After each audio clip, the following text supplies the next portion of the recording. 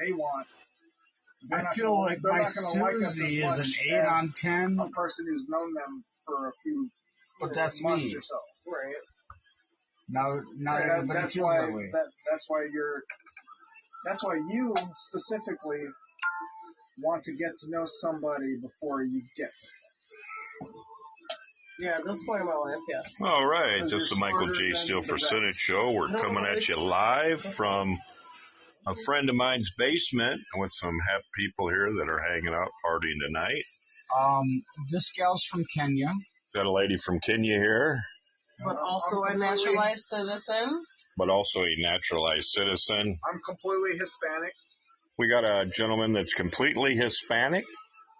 I'm white. Although I sound... and a guy that's white. And these people captured me and dragged me off to this secluded location here and demanded me to do my live podcast from a bar room basement here.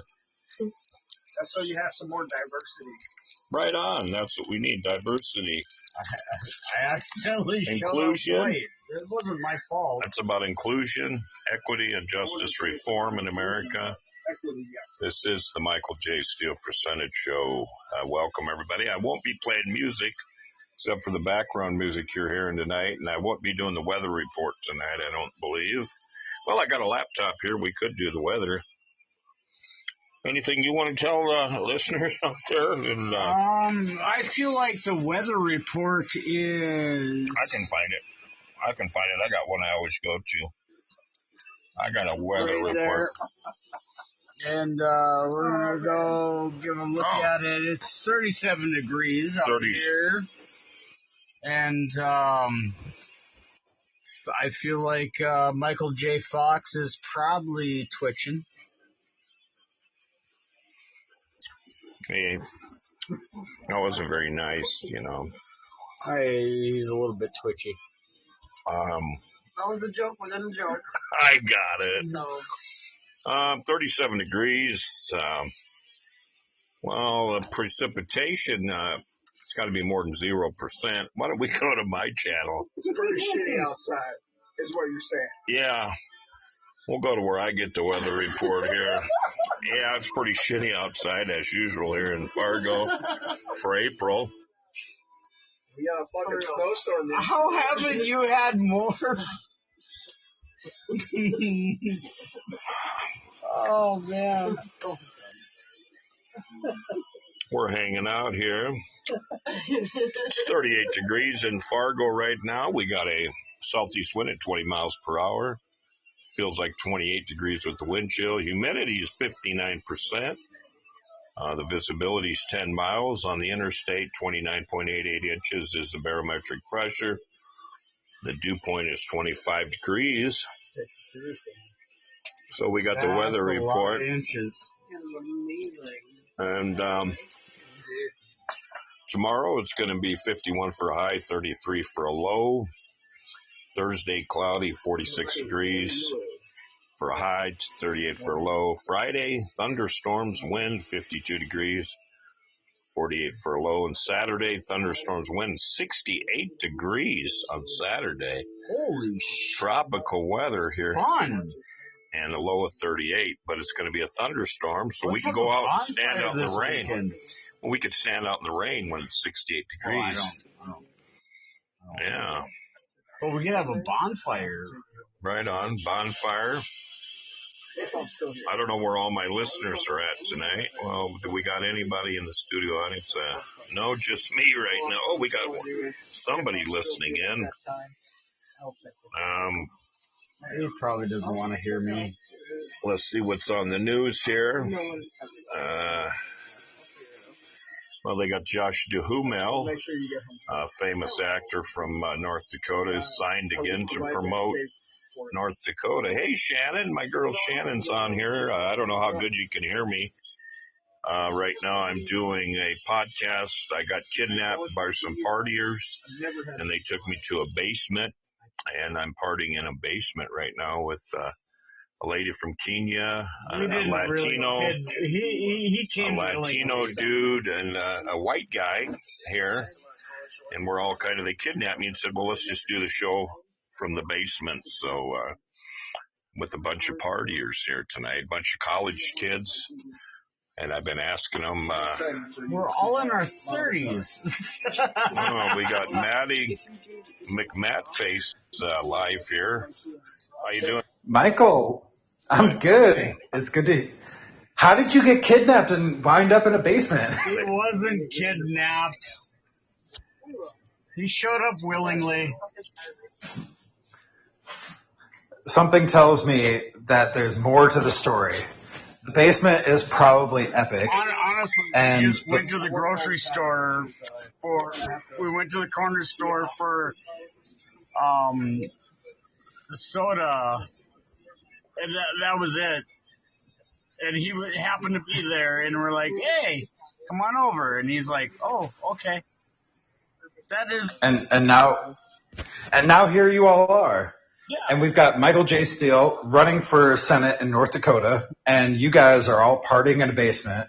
We've known him for a while. It's not different. It's just strange now, but it's not that different. How you doing, Matt? Well, good to hear from. I'm great. The question on the table is, what are we talking about this evening, gentlemen? I don't care. It's open. It's all open right now. I got a YouTube video, Ask the Politician, which I'm promoting. It just showed up tonight on YouTube. So if you go Ask the Politician and type that in YouTube, you can see me on online there. You can see me. You can actually see me. Shannon's got a video we can listen to also, which is good. I don't know. It's kind of an open forum. I'm curious what Matt's question is. What's your question, bud? Well, I met Michael, I think it was 2 weeks ago. I was a first-time guest speaker on Michael's podcast, and he's running for Senate in North Dakota. Yeah. And where we left off was he cares a lot about his state, and he has ideas for what we're going to do on a national level. But now we've got people who are locals from the state. And I guess the question is, now that we've got people who represent the actual boots on the ground of humans who live in the state, what do you want out of representation aside from partying? I would really like the oil money to actually benefit us. And the oil money that got stolen from us never went anywhere. And we're a little bit mad about it. Which is fair. So last time I was on his show, Michael was talking about the idea of a state-sponsored oil company. And I think that it sounds good, but the question that I posed to Michael, and now I'm going to pose to you directly, is would you be open to the idea of the state running an oil company, and do you think that the money would I do not benefit your state? want the state to run it because the state already ran it, and they fucked it.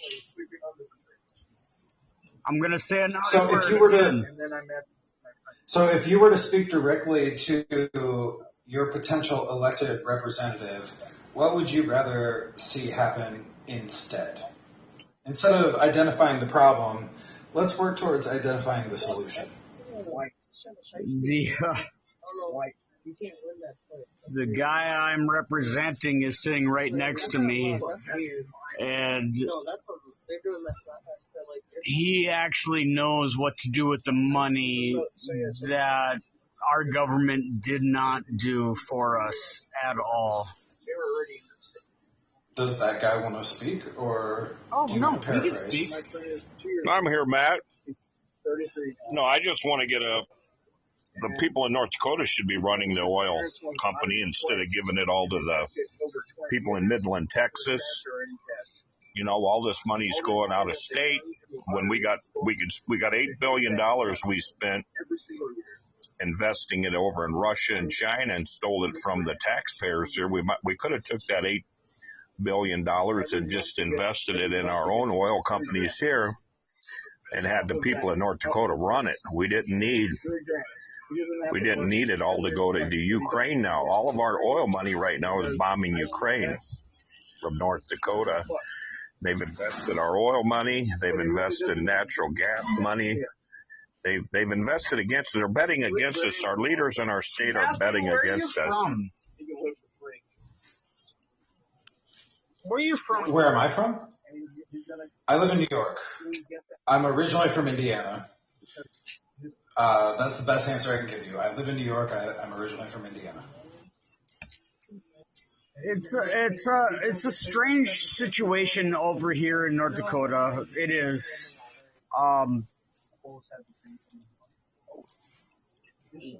There's a lot of arguing amongst us because we know that things aren't right and we're mad at each other, but we're not actually mad at each other technically. Now, I'm not completely uneducated on what's going on in North Dakota. There was a point in my life when I lived in Colorado, and my roommate out there, he worked for Halliburton, and he would fly up to the oil fields of North Dakota 2 weeks on, 2 weeks off. And that was 12, 15 years ago in my life when I first got introduced to the notion that North Dakota was actually a national talking point. I'm sorry for my coughing. What you would consider to be a local and a state issue, I consider to be a national and a geopolitical issue. Because when we talk about where energy comes from, the reason that gas prices, oil prices fell was because of the fracking that's happening in North Dakota. These major corporations come in and they just wreak havoc on the land, the environment, and the local economy. And they're major corporations with no interest in the locality of the state. As a New Yorkian, are you mad at North Dakota because? Oh no, I'm not mad at North Dakota at all. I just, from my point of view, I recognize it as a state level issue, as a federal, national issue, and a geopolitical, the entire world.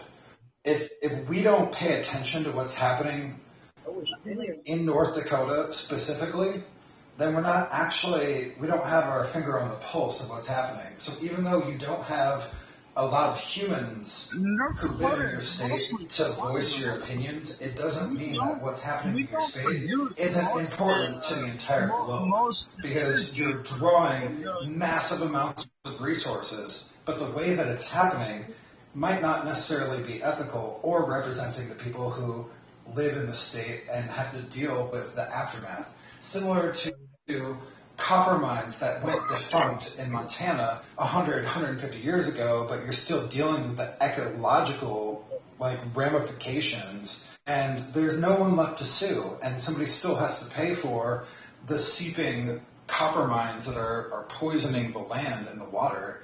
That's the same thing that's happening right now. So even though that there is money to be made, it's not a question of is there energy. It's not a question of is there money. It's a question of how and who foots the bill after these corporations come and rape your state. Right. Because they are raping your state. That's right. I agree with you, Matt.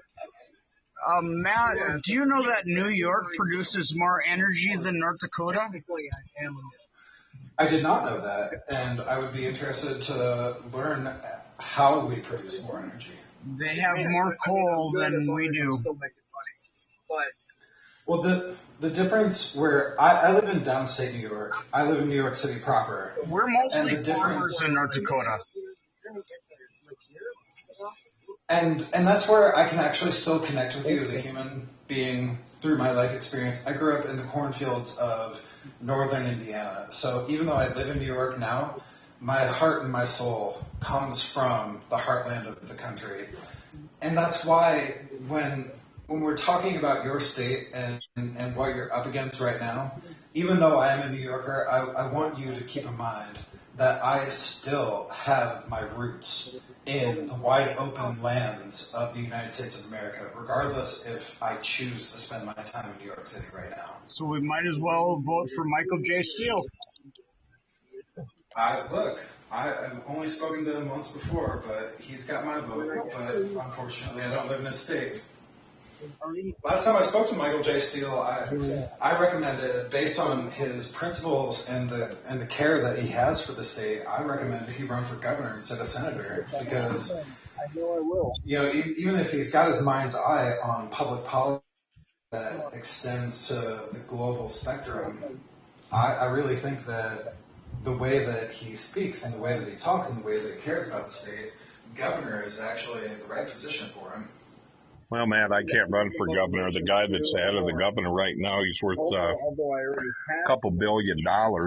Doug Burgum is the head of the, I don't know, he's kind of the head of everything right now. He's got this Kilbourne group that's coming in downtown Fargo, building up restaurants, hotels, bars, skyscrapers, housing, but it's the things that he's building. Our governor, a lot of people can't afford to live here, so a lot of people are coming in from out of state that can afford to pay for these places, and you have to have a pretty good job. You got to be a lawyer, a doctor, maybe, or be someone that's in the tech industry, someone that's got a lot of money to rent these places where he's been building these buildings in North Dakota. And it's a lot of people are leaving, and because they can't afford to live downtown where I live downtown for 25 years. It's this renovation, it's caused a lot of people in our state to leave and have to move elsewhere, and that's what's hard is whenever you get big plans and big money come in, you lose people too, and that's what's sad. I would challenge that that's happening everywhere all the time. Yeah. Now, even though I live in New York and I am used to the heavy burden of rent on a small space, recently I had to deal with, after COVID, the rent started to bounce back and increase. Now, New York is, between New York and San Francisco, these are the two elite markets for how much rent costs. And when I say elite, there's no one who is ringing the bell saying, ding, ding, ding, I paid the most rent. Nobody wants to pay that much rent.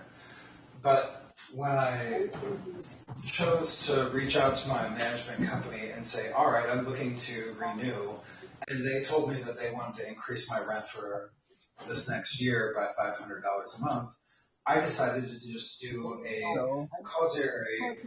research. I wanted to see what the rest of the country had to offer, just as an exploratory idea. And now, would you believe that it is not uncommon for a one-bedroom apartment to go for up to $1,500 a month in just about any podunk town? And when I say podunk town, we're not talking about like major markets like Denver or Miami or Seattle. We're talking about places like Fort Wayne, Indiana, where I'm from. Fort Wayne, Indiana, that's standard here. Right, at $1,500 a month. New Orleans. Right, and we as Americans have to actually look at what inflation truly is, because the billionaire and the investment class, they divested their interest in stocks and bonds, and they started to invest themselves $17,000, and now it's $127,000. Right, and it's not slowing down everywhere. When we as Americans start to look at, can I afford to live in any city? And the argument of red versus blue, Republican versus Democrat, liberal versus conservative, the investment class and the billionaire class has always told us that if you work hard, go to college, and invest in your dream, whether it's working in a city or going the small town route and pulling yourself up by your bootstraps and having a business, we've always been told that the American dream is possible. Look, I'm here to say that we are hitting the brick wall hard, where I don't care how much money you make year after year. if the investment class, the Wall Street bankers, are diversifying their portfolio and they're snapping up real estate, and they're especially rental market real estate, then what we're finding is inflation, the balance is starting to come due, because there can only be so much printed funny money. Before, what we have is the same thing as Russian oligarchs, but they're now American oligarchs. If we, as the middle class, can't even exist any longer, that's the actual problem. The actual problem is that it exists all the time, everywhere. If you're telling me that in Fargo, North Dakota, that you're paying $1,500 for a rental, and I'm in New York and I'm paying $2,500 for a rental, do you see that there is a huge inequality that's happening? Because I can make so much more money here. Yes, I've got they're paying that much, Matt, in North Dakota. People are paying $1,500, $2,000 a month, sometimes $3,000 or more. Yeah. And here we have the truth. The truth is that we have created so much printed money, and there are people who have become billionaires on paper, and the average person is now chasing the dream that is unattainable. And unless we as individuals stand up and say, hey, we can't afford this any longer, then we're going to march ourselves right back into the arms of essentially what feudalism was. And it won't. The best way I can put it is, when Napoleon marched across Europe and when the American Revolution happened, something special happened on this planet that allowed the middle class.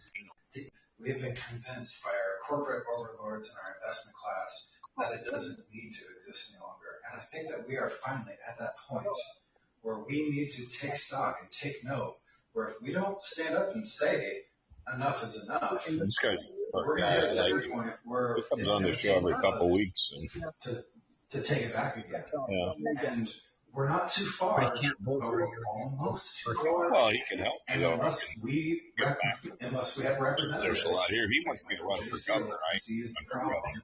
And unless we as I couldn't do it. It's Virgo shit. Not in this state. then there is You don't going get to nothing be done as governor. You get shit done as a senator. Then you get shit done. have to say, Senators get is shit a done. rental worth $1,500 a month? Because I just watched Seinfeld. It's on Netflix and it's in syndication. And I watched Seinfeld. And when I was a child, when I say a child, I mean I was like in my teenage years. And we're talking about New York City apartments were like $400 a month. And I had to be reminded of this, $400. And now they're $4,000. So we're talking about 100% increase in a 20-year span of time. There's no way that this makes sense. It's not sustainable because it's not sustainable. It's just not. Right. I agree with you, Matt, and that's what I've been seeing. The I same actually thing you're agree with seeing. him too. Yeah, I think Matt has a good head on his shoulders. we're right with you, Matt. We can. The writing's on the wall, and that's what I go to bed every night worrying about this. You know, that's my biggest, probably my biggest issue right now, and biggest worry is, we have no middle class is getting destroyed right before our very eyes, and that's why we got to stand up It's and very strange. Our defend founding it, fathers actually gave us a huge gift, and our founding fathers are no longer here, and we're messing it up. It's not that we're messing it up. And every generation that has ever lived on planet Earth, people will grab for power. But you're right, the Founding Fathers did give us a gift. And it doesn't mean that we are the only generation that missed the boat. The reason that antitrust laws were put into place in the 1920s is because the balance got so far out of balance that the railroad and the steel barons got so much power that we had to put the antitrust laws into place. Now we have a new generation. Matthew, I agree so much. Nobody could have ever predicted that information So far and banking would have this much power. And you know we're so far out of line. You agreed with that. We are so far out of line.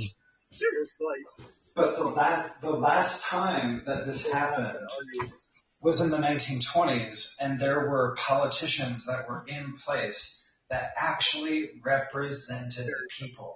We're talking about the Teddy Roosevelts. And these are people who are rare and special. And I would not have rejoined Michael J. Steele's podcast if I didn't think that his heart was in the right place. So here is a shameless plug. I came back because after speaking to him once, I think his head and his heart is in the right place. Now the challenge is to figure out how to get this man into power. Do you think that it will ever get to like it was in the 20s? Back then it was taxes. Even the rich were standing in soup kitchens. Their taxes they were taxed up to 70% of their income. Do you think that is possible to happen again? Well, I think that's a very interesting and valid question to ask, and I think that the reason that we are here today is because when we went through the series of the world wars, World War I, right. World War II, to call to attention the war that happened before getting back. I mean, that was soup kitchen day. Which was before the industrial age? Exactly. The first time the world actually went to war was during the Napoleonic Wars. Because if you know your history well enough, up until that point, there was laws against compounding interest. It was built into the code of feudalism and royalty. Like, compounding interest was an understood evil. But Napoleon was such a threat to the entire world.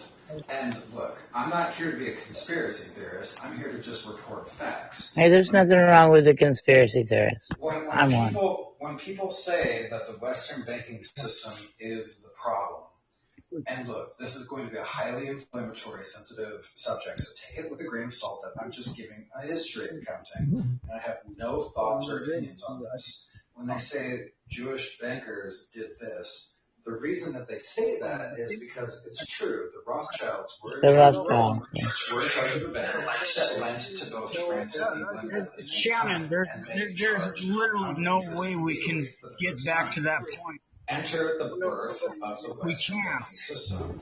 Then take World War I, then take World War II, and then take the modern banking industry that happened.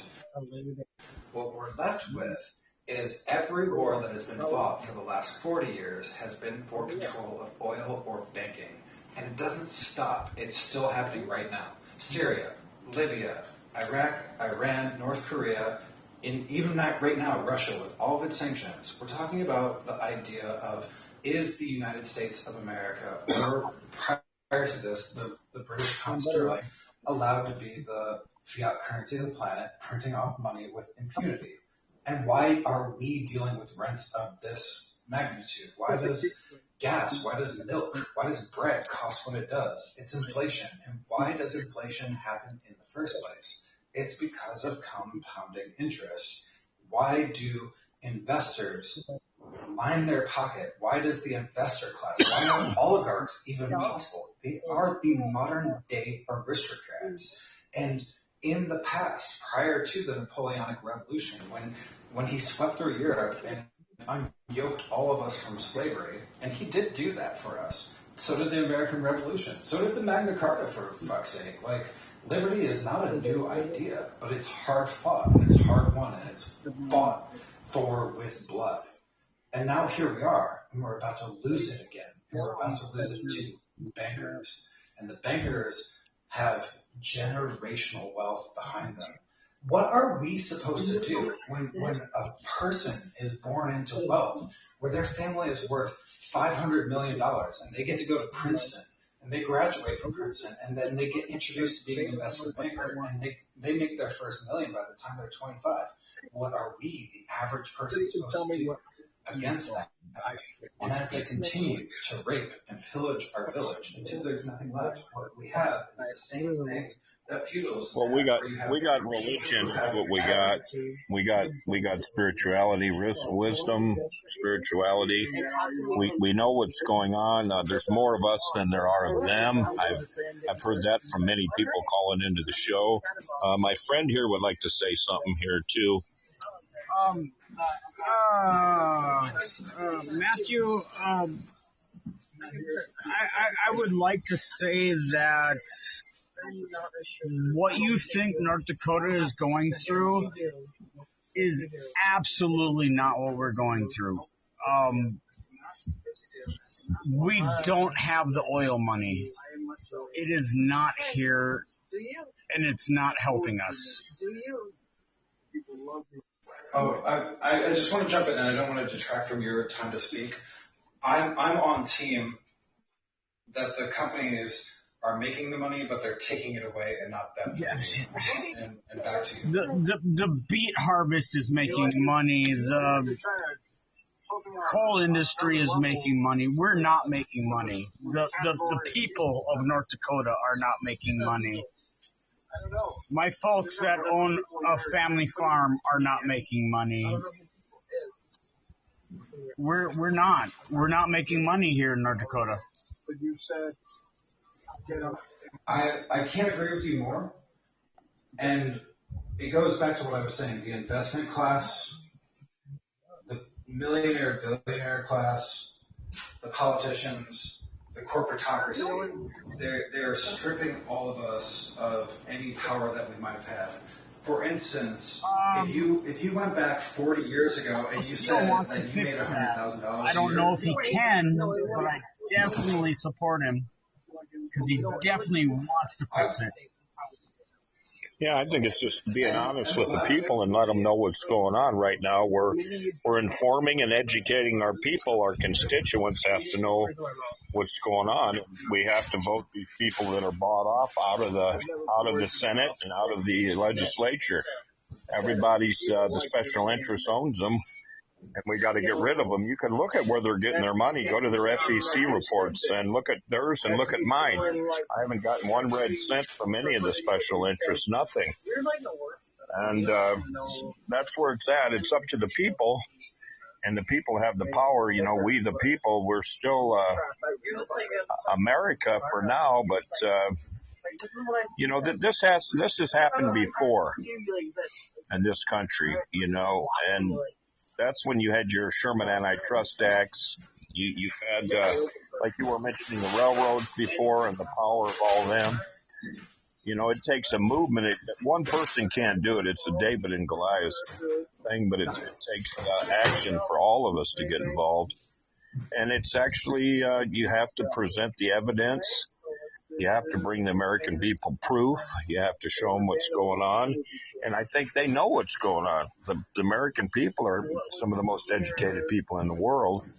But they're even wondering, they come to me and ask me, well, what do we do? Well, if I was in power as a senator, then we could bring in, you know, the Sherman Antitrust Act and we could start bringing up, getting into the brass tacks and the nitty gritty and changing things. See, right now, corporations can't hold more than 30% of anything in a state, but North Dakota, that's not what's going on. They have a lot of monopolies, and right now, big businesses are running amok because you have people that are in the pockets of the corporations, and that's our problem.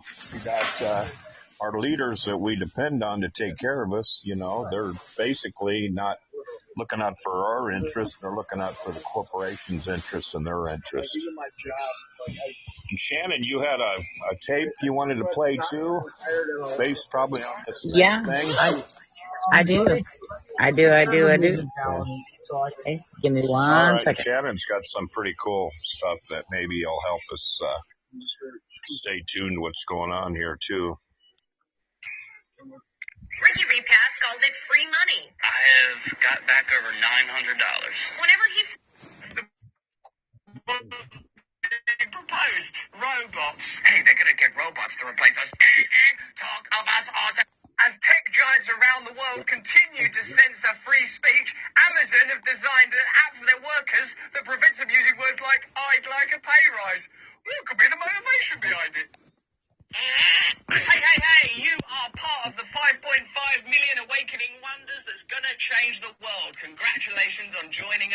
this path. If you want to come see me live, there's a link in the description. Few tickets remaining. It's a different experience live. You might not like it, but give it a try. And also, subscribe if you're not a subscriber. Only half of you subscribe.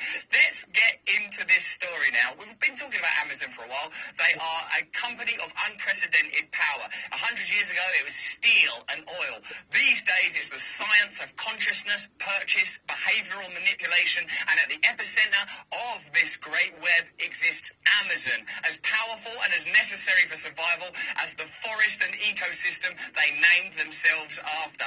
We know already that they don't like their workers unionizing, and those of you that are a little bit, well, I don't like unions, that sounds like a left-wing thing. All I mean is ordinary people having some rights in their workplaces, being able to manage their own communities and lives. I don't mean centralized state communism like the mad wailing towers of China or war-hungry Russia. I'm talking about people being able to organize their own lives and workplaces. Well, in addition to not being able to team up with their pals to get a fair day's pay for a fair day's work, also now Amazon have got a new app that stops people talking to one another. Censorship at a micromanagerial level that's going to blow your minds. Have a listen to this. Amazon, remember the little smiley arrow, will block and flag employee posts on a planned internal messaging app that contain keywords pertaining to labour unions, according to internal company documents reviewed by The Intercept. An automatic word monitor, or little snitch. What did you just say? What did you just say? An automatic word monitor would also block a variety of terms that could represent potential critiques of Amazon's working conditions, like slave labour. Hey, what do you mean slave labour? You're the luckiest guy in the world. Prison, as well as restrooms. Why are they worried about people saying that? If you're running a tight ship, but a fair ship it is, do you know, I think people might start using words like, I feel like I'm in prison, or this is like slave labor, or why can't I go to the restrooms? Restrooms is one of them. Okay, you know how we don't let people go to the restrooms and we don't pay them enough money? Yeah? Well, ban them from talking about that by banning the word restrooms and slave labor. Isn't it, idea?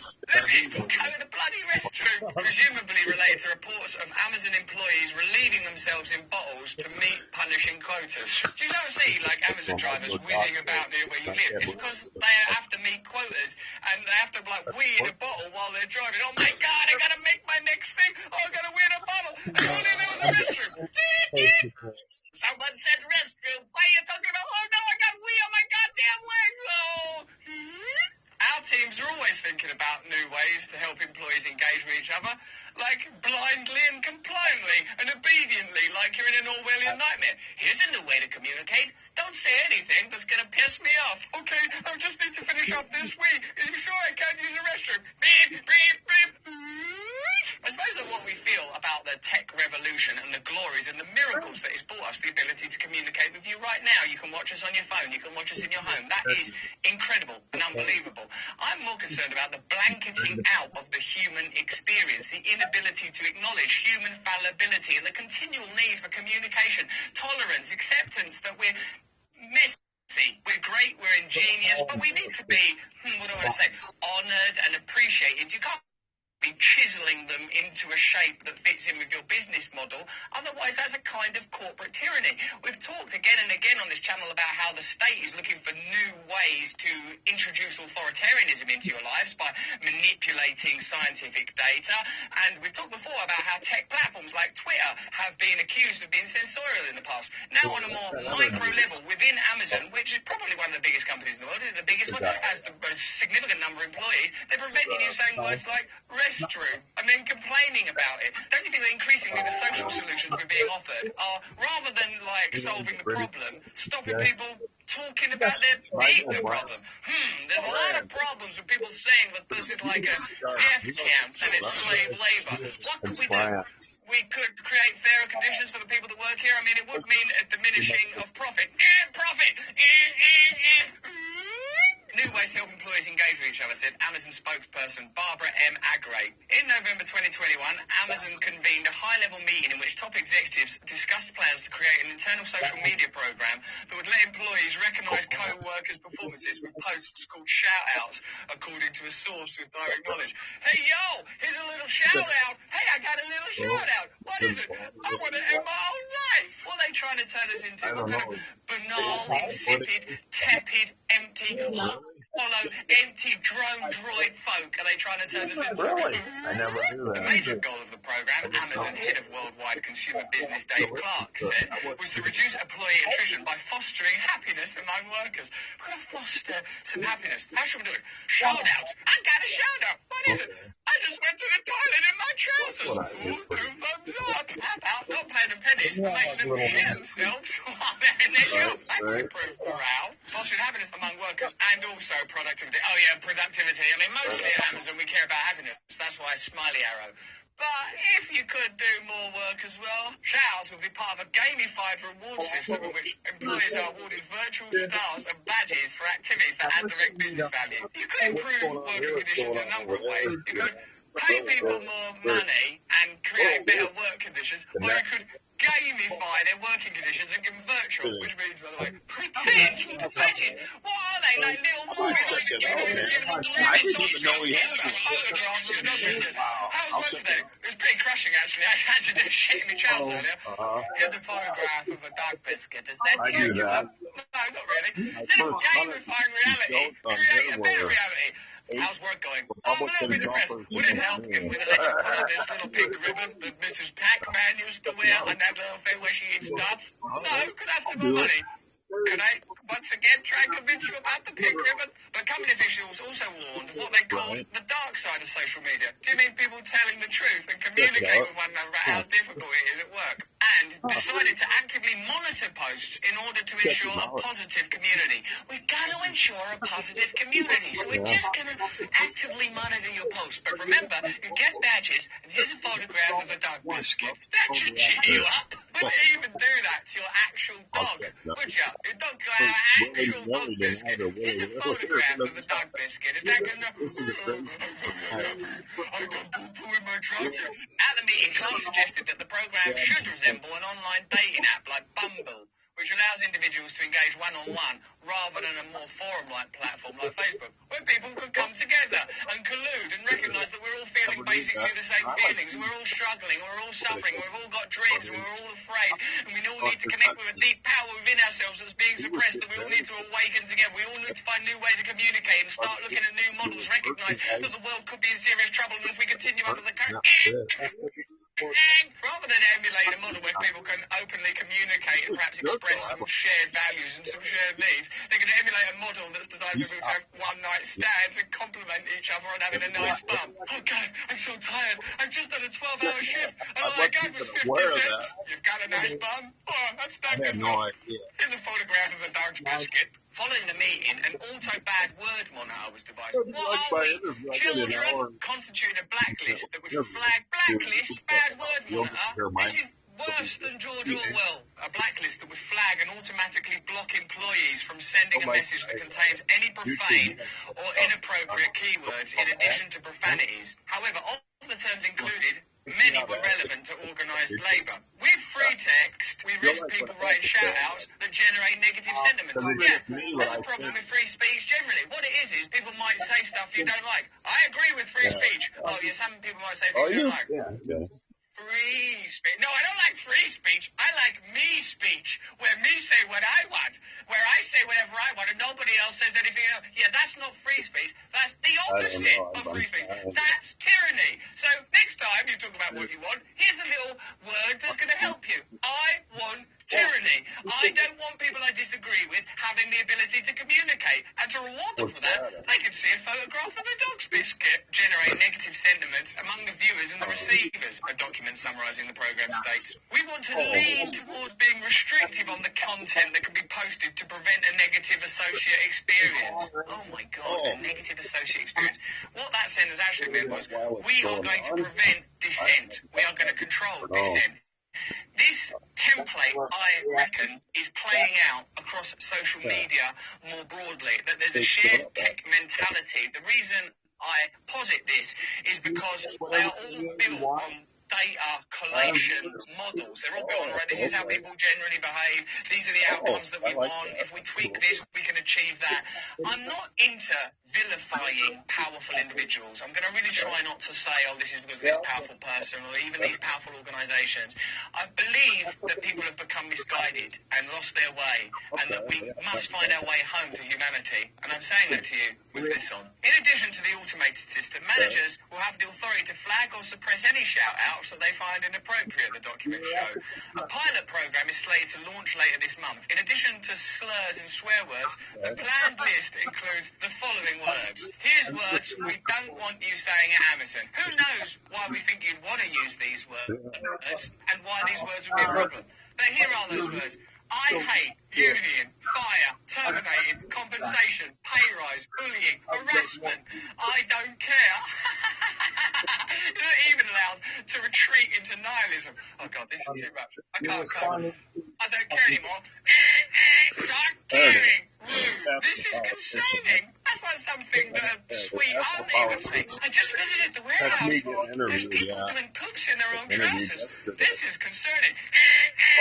Stupid. This is dumb. Prison, threat, petition. Grievance. What level of dissent are you willing to tolerate? No, he said no, that's fucking hell. Injustice, diversity, ethics, fairness, accessibility, living wage. Wouldn't it be nice to have a living wage?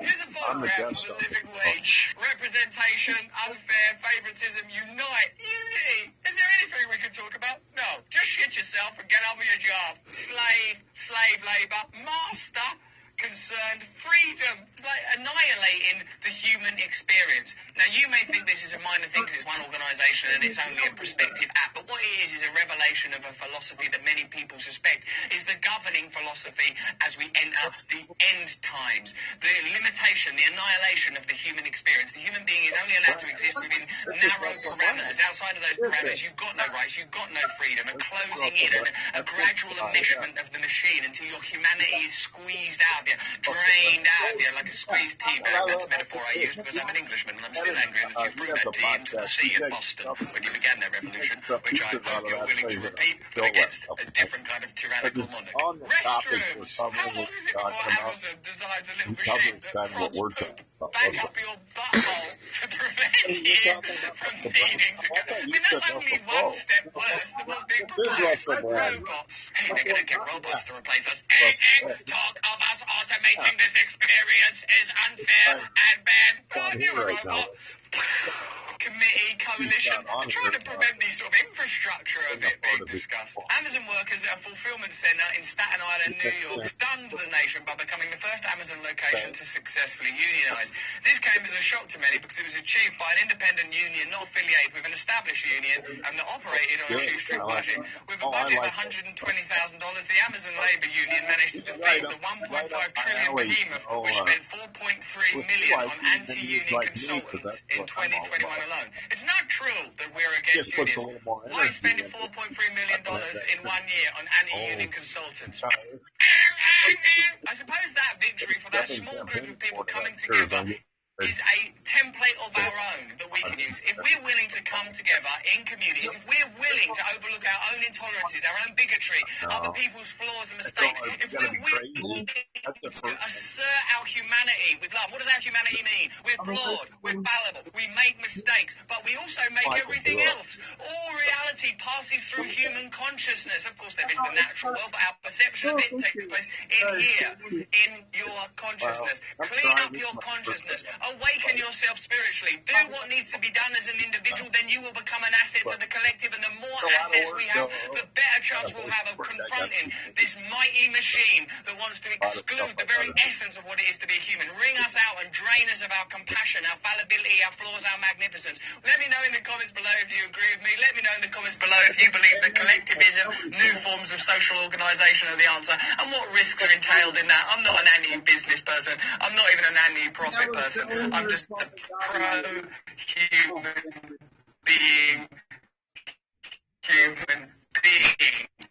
me up in the comments below if you agree with me, if you enjoyed this video, have a look at this one, or this one. Or go for him. And they just said thanks for your email. Yeah, thanks for your email.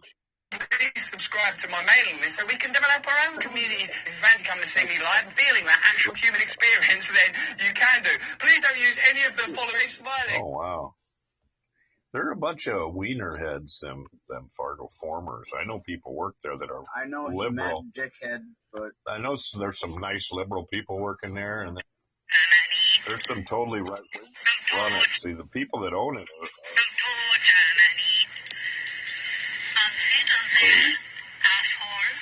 got you.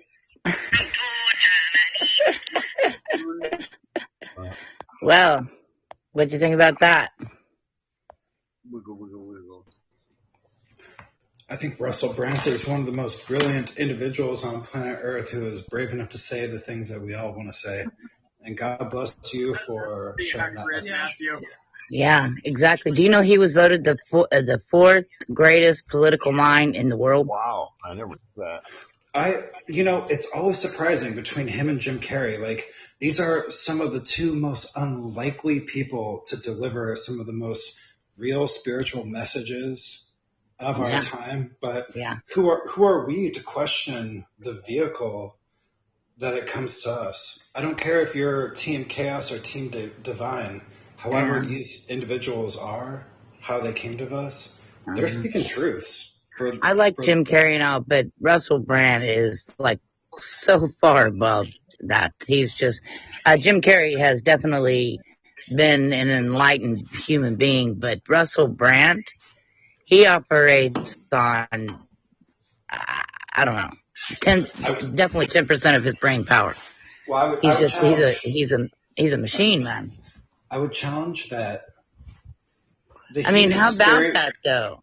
Amazon. Do you know that reminds me of the movie The Giver, and to where they couldn't say certain words, and everything that they did was completely controlled. So they were like one collective. Everything they wore was the same.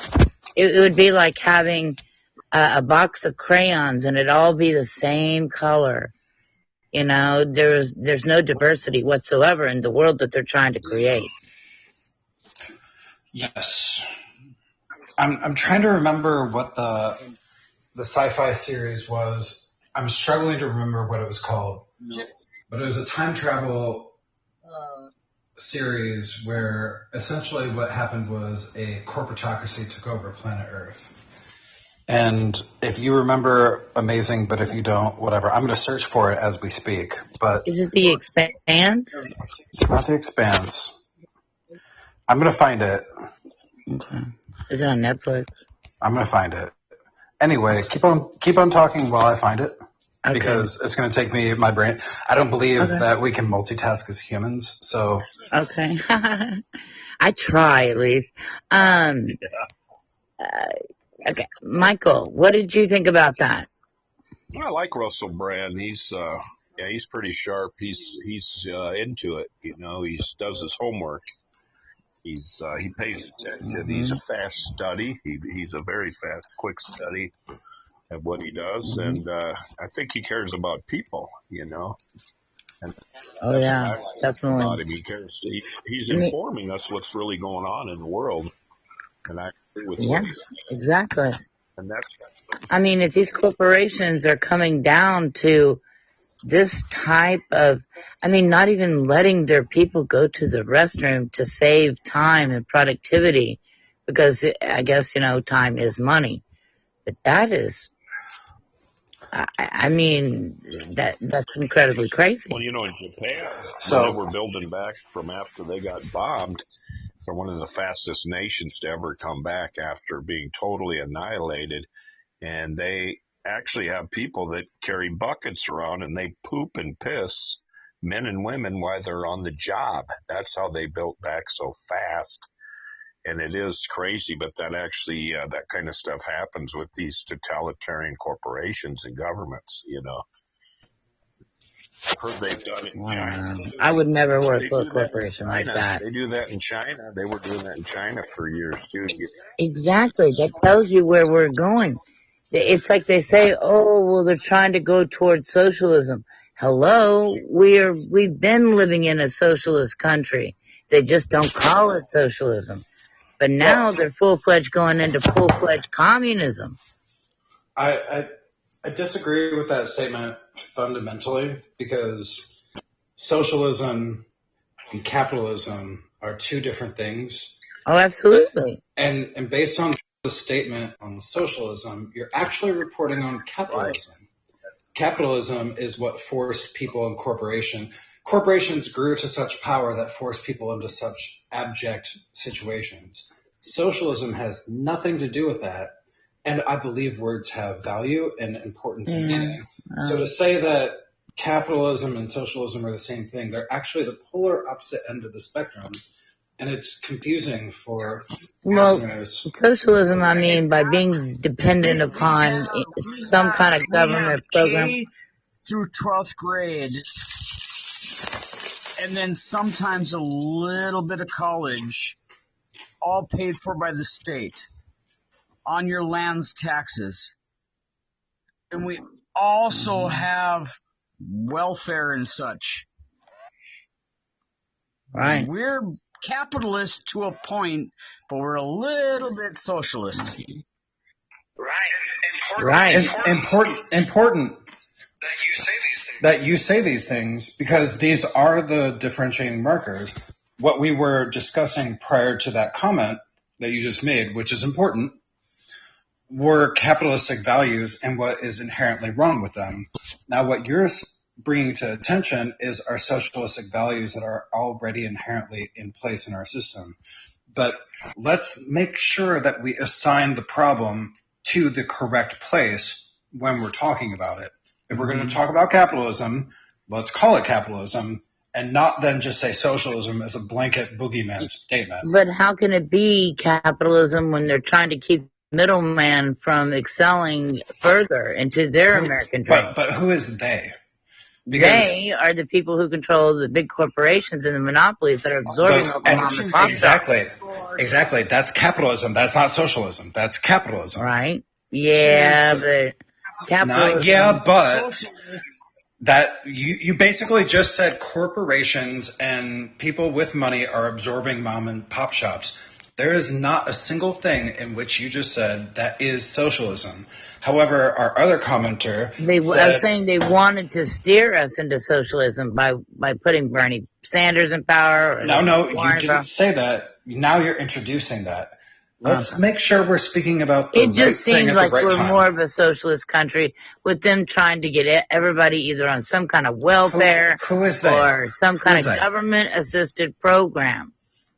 You see now you've created three different avenues of conversation. We were talking about corporations, that's capitalism, and how they're raping us and reducing Main Street America and the middle class. That's still capitalism. The other gentleman that spoke up was talking about how we already have socialist initiatives, basically public school systems, fire departments, police departments, these and paved roads by the government. These are socialist initiatives that we have in our country. We do have both, but you can't muddy the waters by saying that one thing means the other, because they don't. You are right, because capitalism is controlled by private owners for profit rather than by the state. So it's just making sure that, look, there's plenty to be angry about on both sides of the conversation. What I'm saying is it just seems like they're not letting anybody else get ahead.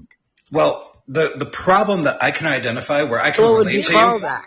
What kind of government would you call that? It's a brand new thing, and I'm here to label it. We are living in a corporatocracy.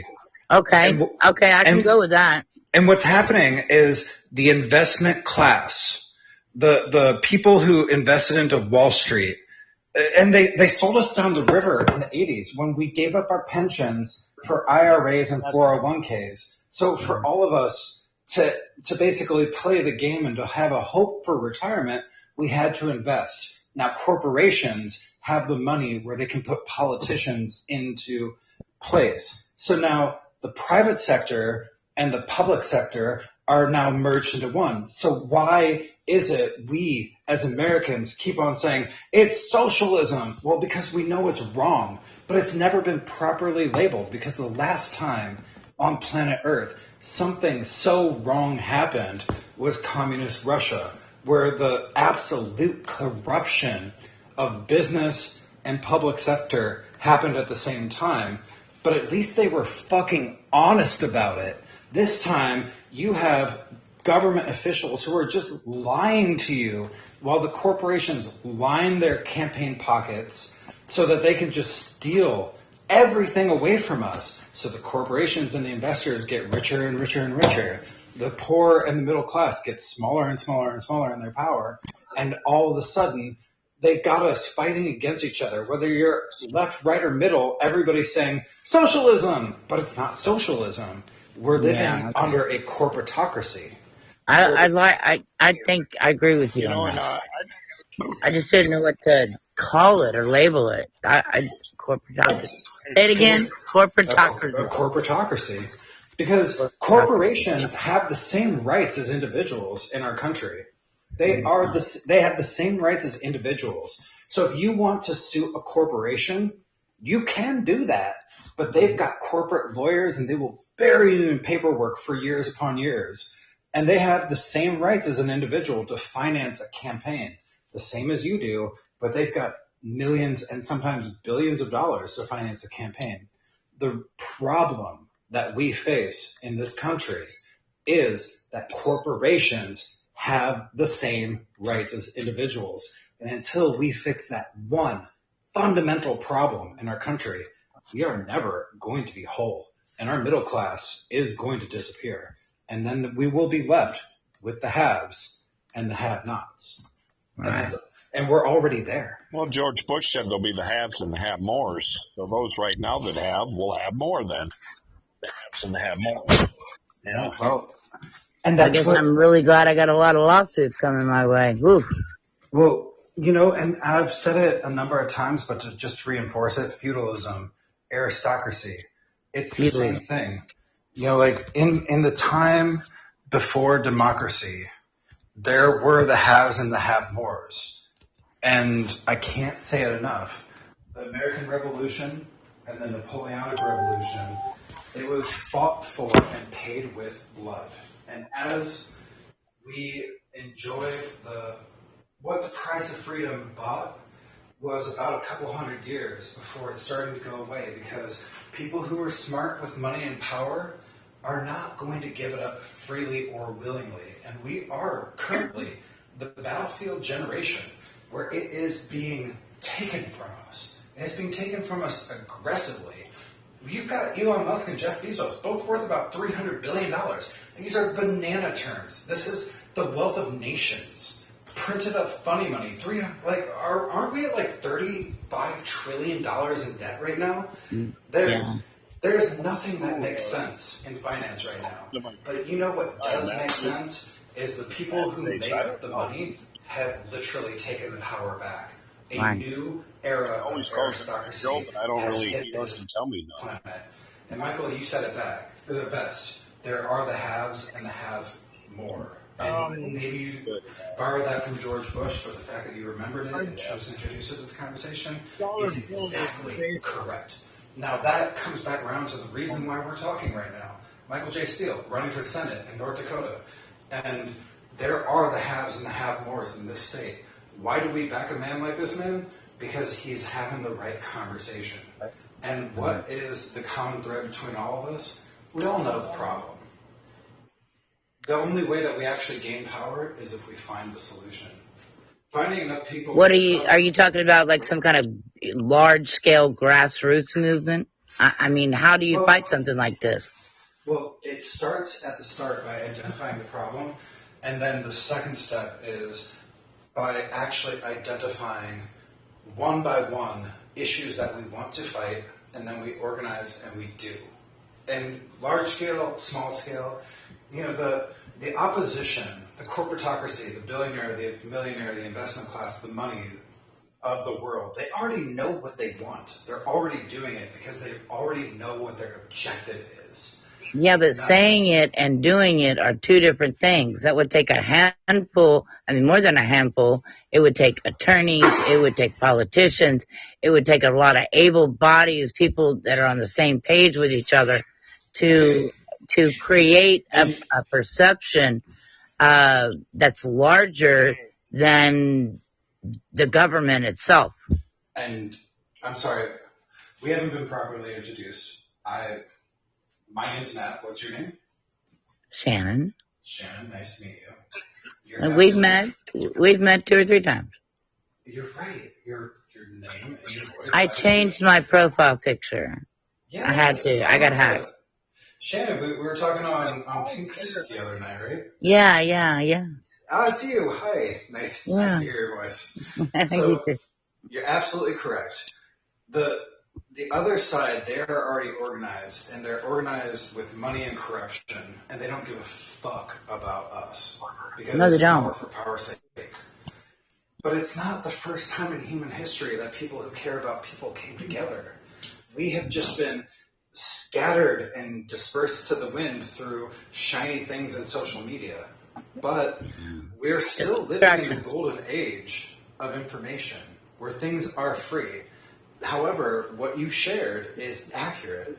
As the people who are the power brokers of data start to understand what the data means, they are starting to constrict the ley lines of communication that we have.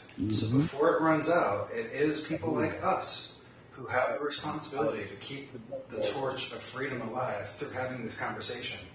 And look, we can only do as much as we can do. If the general mass and the population wants to succumb to slavery, that is what will happen. But I think that there is a phrase that says the only thing for tyranny to succeed is for good men to do nothing, and I paraphrase. Right. I'm sure Michael, as a lawman, would be able to fill in the blank. You know, we do what we do by getting up every day and just speaking the truth and showing up at the table and reminding people that it doesn't have to be this way. Like you said, Staten Island, Amazon, unionize. I've seen reports that Apple stores are unionizing. People say it can't change, but it can change. And the only way that it does actually change is as long as it pays the bills. The people who land on this side of the fence, who understand that tyranny is real.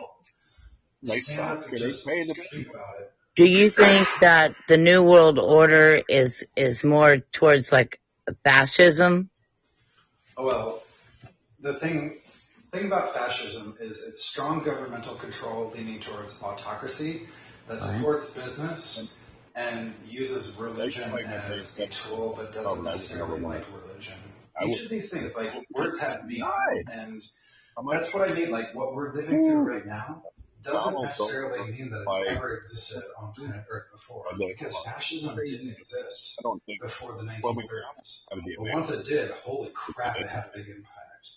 And this Western banking system between Western Europe and North America, Canada, Australia, Oceania, this Western banking system is what I would like to coin the phrase as a corporatocracy. And it's a freight train out of control, and nobody knows how to get this thing back on the rails. As we're facing the possible heat death of our planet, and everybody's just worried about their 401k and their IRA. Right. You know, nobody is able to pay attention to the great. All they're doing is using that money to make more money. Like I invested $50,000 and I only made $500 within 6 months. And I had no access to that money whatsoever until the 6 months was over. I mean, it was bullshit. I should have completely invested in something else. But what I was talking about fascists believe that liberal democracy is obsolete. Yeah. And they regard complete mobilization of society under a totalitarian one-party state. Oh, sure. Well, it's hard for me to say this in a neutral way, but our government is leaning in that direction. Yeah. I think so. And I don't care. The whole state of Oregon, I went up there and it's ran by a bunch of fascists, and they will actually attack you and beat you up if you do not believe the way that they believe.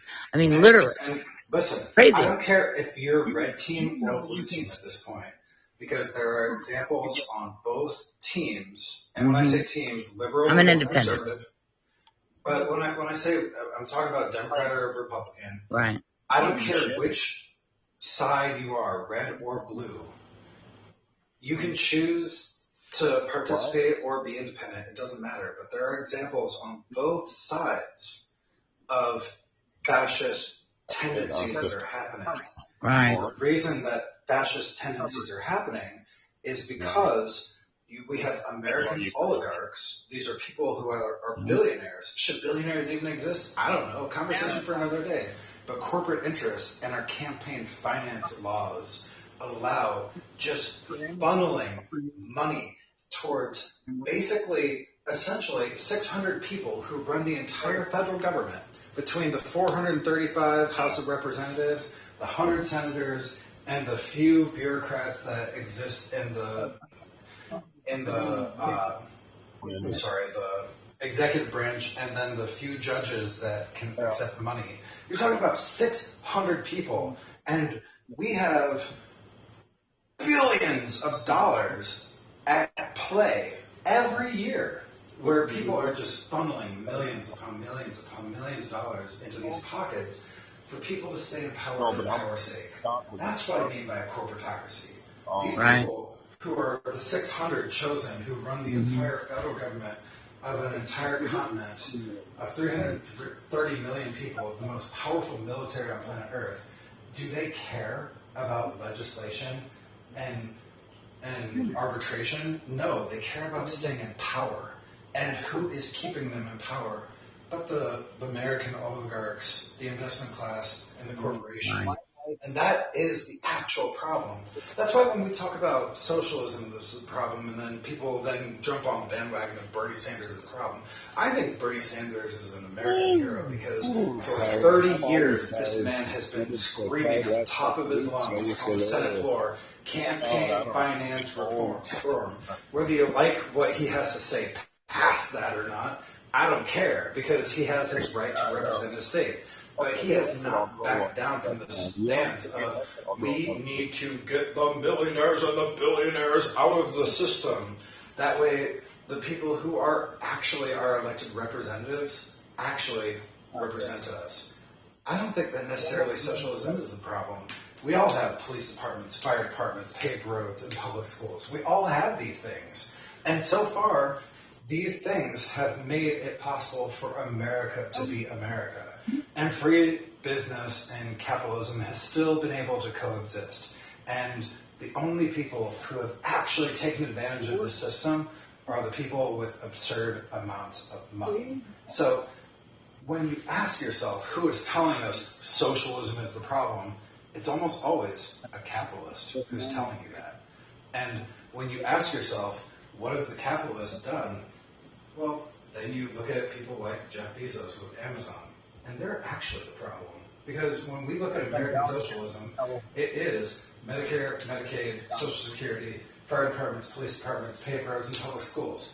The American version of socialism is not that bad. It's actually everything that we all wanted our tax dollars to go towards. And that I see the former. You're probably going to win. Did we lose you, Michael J? Where are you, hon? I'm here. Are you partying? Is there at least a pool table in that They basement? got a bar here, a bunch of TVs and a bar. Oh, He's that's got a nice. nice bar he built. A custom bar, and they got a Oh, that's great. Ham's beer they're drinking. They got a dog. There's a handful of farting. Hey, there's my friends. I hope they stay. They went in and out. But We got Dude Song, Crazy Lady. Aw, there's my love. You sound attractive.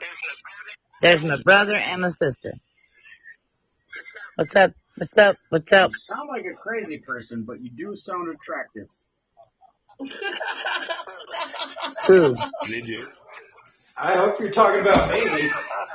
Also you, Mike. Wait, I sound like a crazy person? You kidding me? I would love to rail that. Whoa. Ah. Oh, you mean like a good crazy? like cray cray. I'm not crazy, I mean. I love her. Yeah. Absolutely love you. Hello. Don't pay no mind to him. Nothing bad. The cray cray is on the other side, so you good, girl. You good. Okay, honey. Thank you. But we love Wow. good people. All right. Good people. I'm not that good. Now I'm sitting there with a tattoo artist extraordinaire here.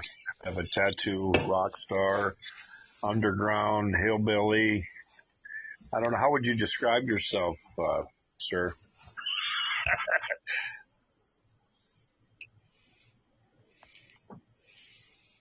That's cool. I'm an artist, so I respect all artistry. I was actually wondering if Michael J. Steele is going to wind up with a tattoo on his ass by the end of the night. Oh no!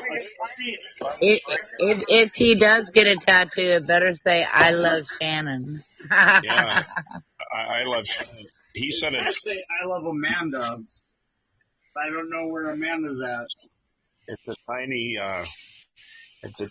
happy face. He said on the bottom of my butt. A very tiny happy face that says I love Amanda. Yeah, that says I love Amanda. Who the hell's Amanda? Yeah, nobody knows. I don't know where he came up with that. Megan, we don't know.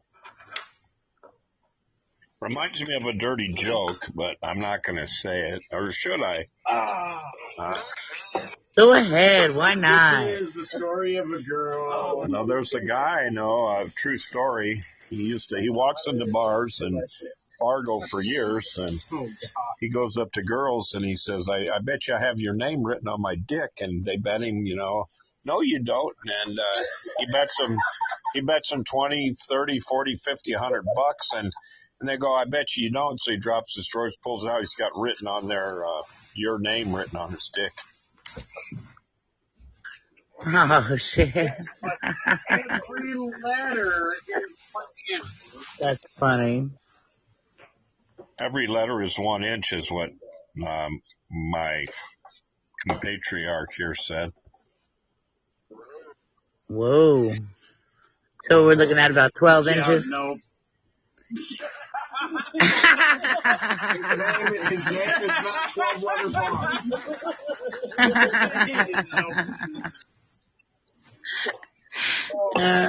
Buddy. Big old fat. This is definitely you have to be here type of situation, but I hope you understand. Having a good time. I'm just running the show. I'm just the host. Yeah, I'm having fun. So anyway, Matt, Shannon, anything with an ism, communism, socialism, capitalism, the super rich love it. If it's got an ism, they'll stay on top. Think about it. Any ism, any form of ism is where they're going to stay on top. So we got to get rid of the isms, and we got to come up with something different. You come up with the Rastafarianism. That's what it is. The rich will stay rich if we got capitalism. In Russia, they never had true capitalism, is what I kind of believe it now, because everybody wasn't equal in Russia. And that's true capitalism. Everybody's Russia, and everybody's equal. So you never really, they say communism failed. Well, you never had true communism in Russia. So how can you judge something where they're working? On that level, I actually have a little bit of a unique insight. My ex-wife, her father, he lived under communism in Czech. And, not all of the Eastern Bloc was created equal. The way that he described it to me, when the fascists, the Nazis, plowed across Europe, there were countries that resisted and there were countries that succumbed. And Czechoslovakia was one of the countries that didn't resist the Nazis as they barreled through. And when the communists, the Red Army, came back on the other side, they didn't resist that one either. So all of their infrastructure, all of their crown jewels of architecture from medieval Europe, they stayed in place. So under the communist regime, the people of Czechoslovakia actually had a relatively good run. And when we as Westerners think about communism, we're used to hearing horror stories from places like Poland, where they really got a bad run. East Germany got a bad run. But why does Russia still support their ex-KGB, basically president for life, Vladimir Putin, is because what I've come to understand, whether this is true or not, it's just my perspective of understanding, is the average citizen in the USSR had a pretty good life. Now, if you think about why, it's because of imperialism, because you've got your colonies that feed into supporting the main reason for the season. Why are Russians not true capitalists? Well, a lot of it has to do with the very nature of how they arrived at this place in the first place. When the Industrial Revolution swept across Europe, Russia was pretty late to the game. They were essentially feudalists and agrarians. When they fought the world wars, they just threw manpower at it. When they got sick of fighting World War I and people were just being thrown into the meat grinder, they had a civil war. They became communists not because the system was necessarily fundamentally flawed. They basically were people who just came together and said, hey, the system is fundamentally flawed against us. But what is the phrase, absolute power corrupts absolutely? It doesn't matter who you put power in the hands of, I'm going to shift tacks, and this is going to be a weird one, but the Mel Gibson movie, The Patriot, Mel Gibson had a speech at the very beginning. Would I rather trade one tyrant 3,000 miles away for 3,000 tyrants 1 mile away is an absolute axiom of truth. It is exactly what it is. When you give people absolute power, absolute corruption happens, regardless of the quantity of people involved. And when we're having this conversation, we have the luxury of having this conversation outside of power. There's nothing that we could possibly say that would tell the truth if we were handed the reins of power. It would only be tested by the testament of time itself. We know that we're on the outside of power. We know that the system is corrupt. We know it's broken, and we know it should be fixed. But the real test and the metal of our soul is to look inwardly and to say, if we were in power, what would we actually do differently? Everybody says socialism is a broken system. I say it's probably the most perfect system that ever existed, but we're imperfect as beings, as souls. Whether you believe in creationism or not, it holds a slice of the pie. We were created in God's image, and God tested us in the first place by tempting us by saying, you shouldn't eat from this thing that is the tree of knowledge itself. Here we are, imperfect creatures in an imperfect system. I say what we are doing is the best solution. Just being individuals, talking about what is right and wrong. The Greek philosophy, the true nature and the birth of Western society in general started with the open form of democracy of Greek culture in the first place. And it's the best we've got. I think it was Mark Twain who basically said that democracy is the best system that we've got until the next one is created. I'm paraphrasing. And look, it will drive us all mad until our dying days. But the fact that we have the liberty to even talk about this in the first place means that the war has not been lost. Yeah, we've got our backs against the wall. Yeah, the people are coming for us. And when I say the people, we're talking about the people who are oppressing us. But the fact that we still have the freedom and the liberty to have this conversation means that we're still living in good times. Because there could come a time where this conversation is censored and not allowed to happen. And I say, God bless America. And if you knew me prior to this conversation, you would know that that is not something that you would ever expect me to say. But the fact that we can have this conversation means that we haven't lost the fight. And the only way that we keep on fighting is by having the conversation. It's the only way that we can fight. Because the day that we have to pick up arms and fight our brothers, that's a dark day indeed. Yes, absolutely. And that's almost like straight out of the book of Revelation. And look, the powers that be want to pit each other against us. I cannot tell you how many times in the last 6 years the phrase American Civil War has been thrown around. And I cannot tell you how many times I have had to touch base. I am a registered Democrat, and the reasons why I registered as Democrat is because I believe as a white man born in America, everybody should have what I have. And that's why I registered as a Democrat, because even though do-nothing Democrats don't do anything, at least they pass legislation that make more equality happen more often than not. But if I were really voting in my self-interest, I'd be a red Republican any day of the week because I like money.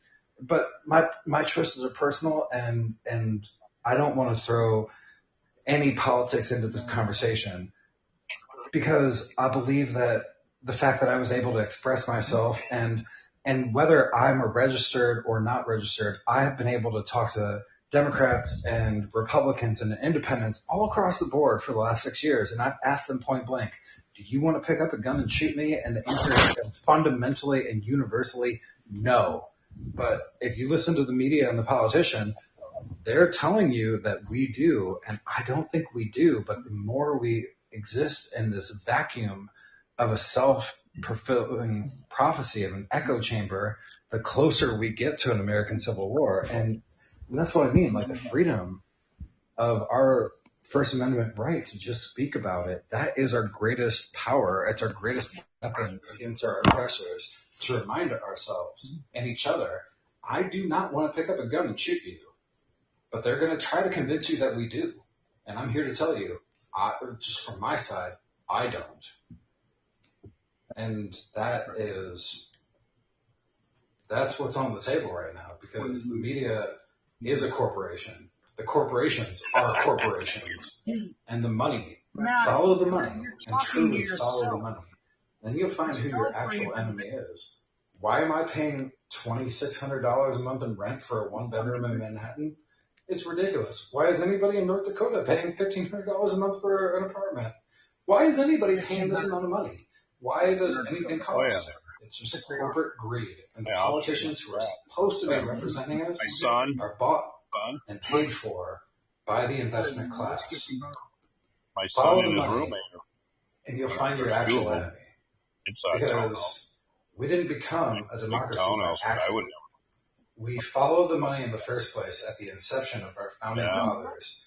And our founding fathers basically said, this does not make sense. And they fought, and they bled, and they protected our right to even have this conversation. And we're less than 300 years later. And is it any surprise that money corrupts? Absolutely. And we're having this conversation again. It's just our generation's charge to pick up the mantle and say the money will not corrupt us. That freedom is worth fighting for. And our generation's cause and mantle is reminding each other as they purposely try to divide us through corporatocracy, through greed, through muddying the waters, through distractions, through literally disruption. It's our purpose as intellectuals to go forth and to have this conversation with each other and remind each other, brothers, sisters, cousins, friends, uncles, aunts, whatever, even though Thanksgiving dinners might be a little bit tense and terse, to remind each other, I still view you as a person I love, regardless of what you believe in, because they are doing a very good job of dividing us. And it is our responsibility to remind ourselves that they cannot divide us. Because as soon as we're divided, that's what Abraham Lincoln said, a house divided cannot stand. And we are so desperately close to falling because we forgot. I'd like to address Big Chief, well, he's known as Mud now. Michael, he says, I don't know if you know how to see who's in chats as listeners, but Chris Wilson was blocked by 3 hosts. and would need an invite to the panel. I invited him to the show, and I guess other people blocked him in other podcasts. So, no, not you, in other podcasts, honey. So I guess he's having a problem getting on the panel. Is he known as Skip now, Big Chief? Because I think he might be Skip under a new name. If you hear this, Chris, is that him? Like former DOD guy, and this guy he's no, it's still Chris. Well, I don't see him. I don't see him here. Yeah, we don't have Chris Wilson here. I thought I saw a Skip earlier in here too, Shannon. Yeah, there's a Skip. I thought that might be Chris. Who's that? He's not here, Big Chief. For all the listeners out there, I do apologize for not paying attention to the comments because I do understand that this is an interactive experience. So that's a failing and a shortcoming on my side. I'm here to express ideas and to keep the show entertaining, and I'll do better on my part to pay attention to the comments. And anybody that wants to make comments and to add to the conversation is welcome on my side. I can't see you on the panel. What happened to you? I don't see you at all. You're talking to me? Yeah, you're invisible. I don't see you. I just hear your voice. Oh, I don't. Do you see him, Michael? I see him on here. Yeah, on the device I'm using. Is that you? Your picture, Matt? Okay. Yeah, that's me. So what do you do? What do you do, Matt? Anyway, we don't really know what you do. What is your vocation? I guess I'm curious. He's into real estate. I'm a designer actually. I used to be a builder. I originally went to school to be a chef, but my entire life has always been around seeing people who do things that are creative, whether it was mechanics or building, glass blowing, blacksmithing, whatever. I would see people who were doing interesting things, and I would just march right up to those people without any fear and say, I think what you're doing is really cool and I'm interested in it. And how did I wind up a designer was essentially you surround yourself by enough people who create the world through their thoughts and their ideas and their ambition. And eventually you as an individual, that's me, have to ask yourself, are you going to dedicate yourself to one craft, or are you going to acquiesce to the world of ideas? And that's how I wound up being a designer. What kind of designer are you? Environmental is the way that I like to describe it. So interiors, exteriors, commercial, residential, experiential. What I do is three-dimensional. So if I started my craft with everything as like something that you can touch, feel, hold in 3 dimensions, it's really abstract. But it really does come down to if you need a piece of furniture designed, if you need your house designed, if you need a retail store or a restaurant or a bar, you want to create a party. Sorry. I just make 3-dimensional environments happen because the reason that I make that distinction is I don't do digital spaces, so I don't do film or video or editing or sound. I make tangible things that you can touch, feel, and experience. And it's fun. It's really fun. It's almost like architecture in a way. Yeah, a lot of the projects. Like I just put in a proposal for an upstate New York A-frame cabin to do the interior design, and another proposal I just put in was for a bar and a restaurant in Brooklyn. I did a party that was in the Brooklyn Navy Yard, and I just did another one that was in the Breakers in Palm Beach.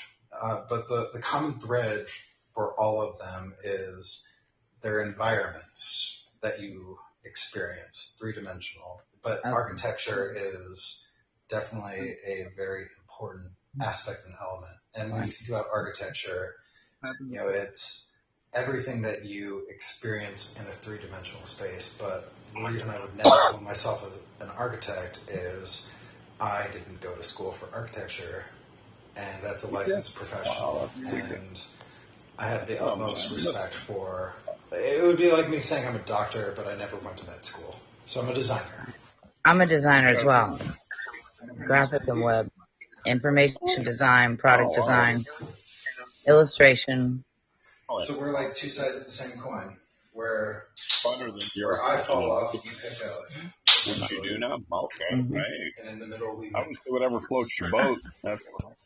Because I can't do what you do, but everything, like for instance, when I do luxury events, a lot of my clients are Jewish, so bar and bat mitzvahs have been the reason for the season for the last 3 months of my life, and part of doing these experiential events, because it's an experience, it's an event, is there's a lot of graphic design, there's a lot of lighting design, there's a lot of programming, there's the website and all that. And look, I know what has to be done, but I'm here to tell you, I can't. I've seen them roads where they're fucked up, and I laugh.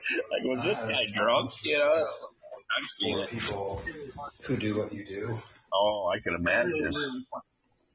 Man, maybe we should exchange information because perhaps you and I could do business. That's very possible. But I love the fact that the reason that we all got together in this format is what I love about this format the most is we're all here because we have passion and ideas, and there is something about each and every one of us where the floodgates just can't hold it in, and we have to speak, we have to express, and we have ideas, and they're valid ideas. And I guess we're getting back to the brass tacks, the nugget of truth of what we were talking about earlier is like, you know, the freedom and the democracy that we have allows us to have this conversation. And we are on Michael J. Steele's podcast, so to give credit where credit's due, you know, he's running for U.S. Senate in North Dakota, and he's running on the liberal platform. And a reminder that the reason that we're all here to talk today is because the people of his state feel that they have not been represented, that they're being taken advantage of. And this man has got us all here in the same room to talk. And whether or not he's going to get elected or not, he's talking the talk that would get me to vote for him if I had to offer my vote.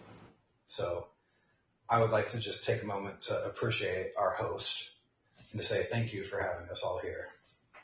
Well, I'm glad you guys are all here to be a part of the show, and you bring a lot to it, Matt. And I've enjoyed your time on the show. Even last time you came on, it's very informing and enlightening. And I'm right there on the same path you're on. And Shannon is becoming a great co-host on the show. And you know, I made her my chief of staff now that our other one took off to the Air Force. A whole lot of cuss words. And yeah, I'm just glad you guys like the format, and we'll keep it going as long as we can. You know, keep the program going, and there's a lot to do. And like I say, a couple more months is the primary, June 14th. If anybody wants to find out more about me, they can go to michaeljsteeleforsenate.com and donate there, or go to Act Blue and just type in Michael Steele. If you'd like to donate, that's great, because we got a lot of work to do in the next couple months to try to reach as many people as we can in North Dakota. And times, I've been running for 4.5 years. Time's coming down to the nitty gritty. If I can get past the primary, then I go to the Super Bowl, as I call it, or the World Series, November 8th, Super Tuesday. So these next couple months are very important for the campaign. And I'm just glad I got great guests on here these last few months. And Matt is an awesome one, and Shannon, and I'm going to let it go back to you guys. I'm just having fun, not having to talk through the whole show like I usually do, giving me a break tonight. So I appreciate that too, you guys and ladies. Yeah. Turns out. So. Crucible Man, would you like to call up if you're still here? Can you see if Crucible Man's still in the listeners, Michael? Let's see. It's 11:47 p.m. Yeah, Crucible's here. Yeah. Call up, hon. Crucible adds a lot too, Yeah, he's got a good voice. And there he is. Hello, hon. Good evening, everybody. How are you? I identify as Shannon. I said how, not who. Welcome to the show. Hey, thanks for having me. What are we kicking around tonight? Anything? Oh my.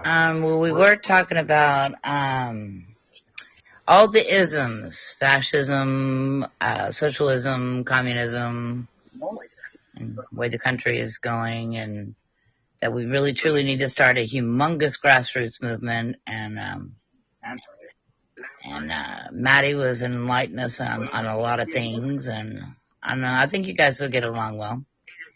Maddie, this is Crucible Man. He was in Chicago. Oh, I used to live in Chicago. What part of Chicago do you reside in? I was born on the south side. I'm currently living on the north side. What neighborhood? Lakeview. I'm about 2 blocks from the lake and 2 blocks from Wrigley Field. Oh, nice. I used to work in Wrigleyville years upon years ago, a different lifetime. I'm 38, and when I was 21, one of my first jobs, I waited tables at a place called Vines on Clark when it was brand new. Yeah, it's still there. It's still there. Yeah. Mm-hmm. And, it was just this past week. I've got a friend who lives out in Seattle, and her and I used to live in Rogers Park, and I went down a trip down memory lane where, I don't know if y'all have ever done this, but sometimes I'll get on Google Maps and I'll get to Street View, and I'll put myself on a street that I used to live on, and I'll just walk myself through the neighborhood. And in Chicago, man, she is such a classy city. One of the great cities on planet Earth as far as architecture, a city of neighborhoods, and Oh, they're a lot more than that. They're foodie town, music town. I love Chicago. I used to go every week because I worked for Amtrak a long, long time ago, but I loved every second of it. The shopping is impeccable. The winters are brutal, but the summertime, oh my God, that's the city to be in. That's my home. Yeah, I've lived here all my life, and I'm biased, but I think in the summertime, I'm clarifying the summertime, it might be one of the best cities in the country. I put it in the top 5 in the country, maybe the top 10 in the world, in about a 3-month period. But it has deteriorated. Everything you just said, Shannon, is true. Everything you said, Matthew or Matt, I'm not sure what you go by, is also true. We are a city of neighborhoods, and it's probably, I've only been in a few cities in America that remind me of Chicago from a history and a neighborhood kind of a format. One would be New York, and the other would probably be Boston. And you have a different complexion for the city when you have so many different neighborhoods and so many different melting pots. I mean, we were a city of immigrants. All cities were cities of immigrants. Let's face it. When the country was founded, we were all immigrants. But Chicago, for some reason, whether it was the stockyards, whether it was just the industry, we really attracted an immigrant population, and we still have very much, as much as it's a melting pot and people have assimilated, it's very much a city of silos. We've got Chinatown, we've got the African American neighborhoods, we've got the North Side, we've got Little Italy, we've got Swedish Town, we've got Ukrainian Village. There's actually a neighborhood called Ukrainian Village, and it's founded by, you guessed it, Ukrainians. So we have a real melting pot, yet a lot of people can still go to their neighborhoods and experience their old traditions and their culture. So somehow we make it work. We're separate, but we're together in a weird kind of way. But we're no different than any other big city these days. Carjackings and violence and murders, and the quality of life has just deteriorated. And I'm holding on to the hope that my hometown, my favorite city in the world, is somehow going to come back. But I'm starting to wonder. You what? Now, I agree with everything you said. Every single thing you said, as a person who's lived in small town Indiana, which is the best that I can relate to Michael J. Steele, the host of the show who is representing North Dakota. I came from northern Indiana, cornfields and cows. And I lived in Chicago for 7 years, and now I've been in New York for 12. And I agree with everything you just said.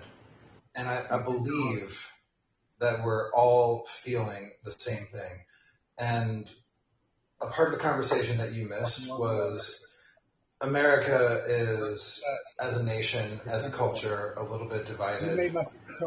But you're saying all the right things. We all hope that it can bounce back.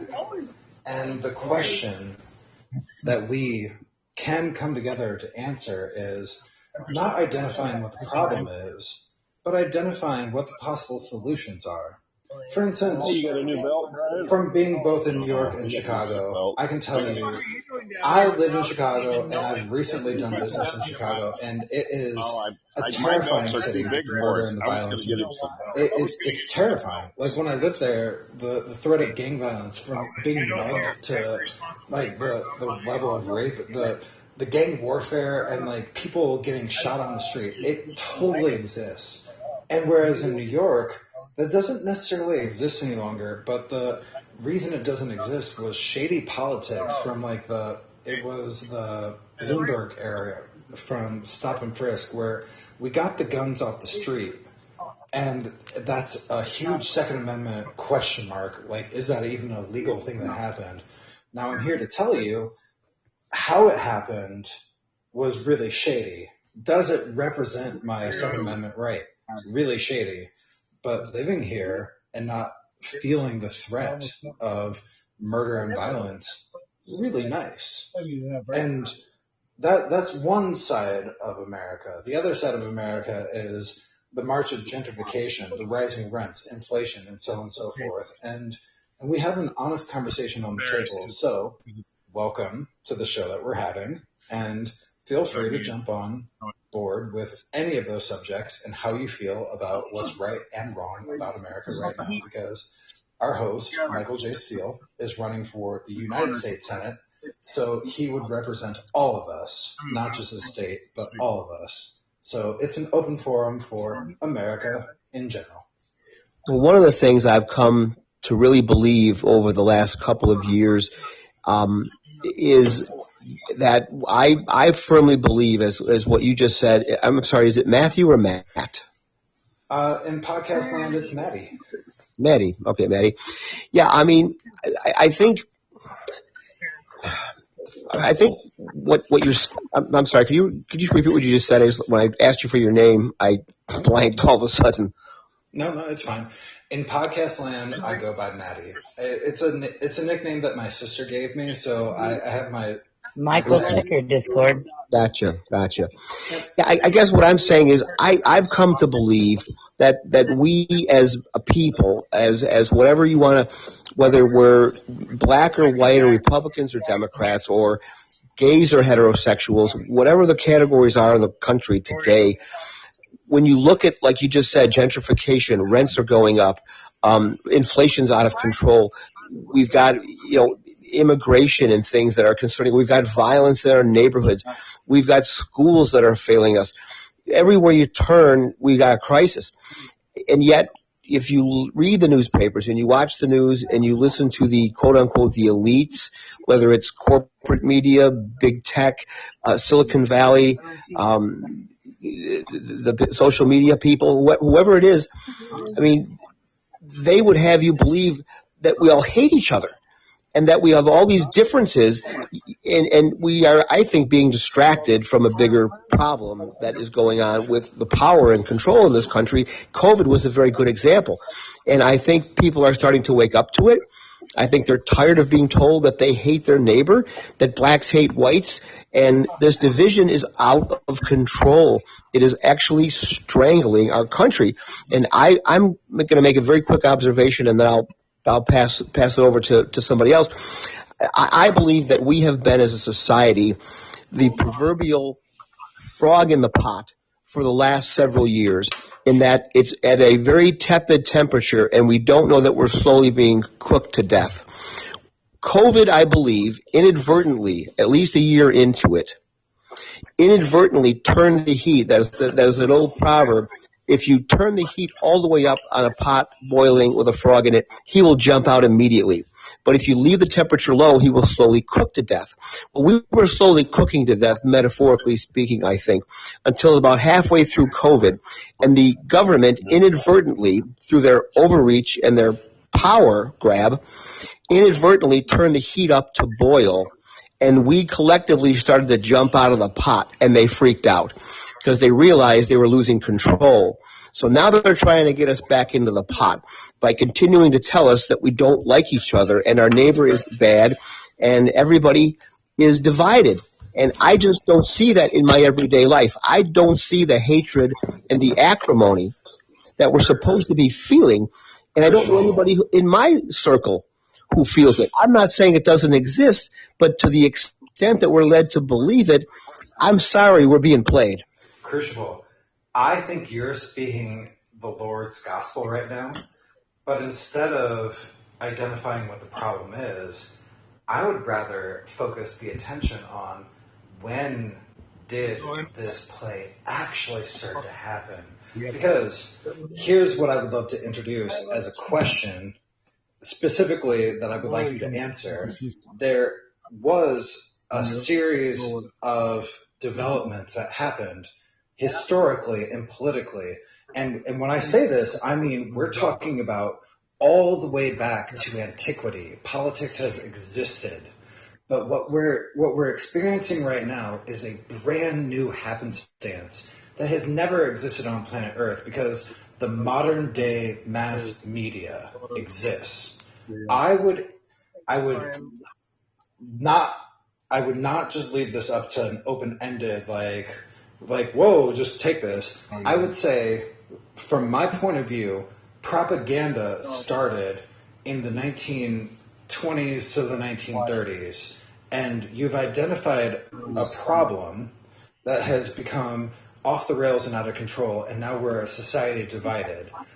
However, there was a point and a time where mass media went from propaganda to the behemoth that is fractalized our society, where it's brother against brother.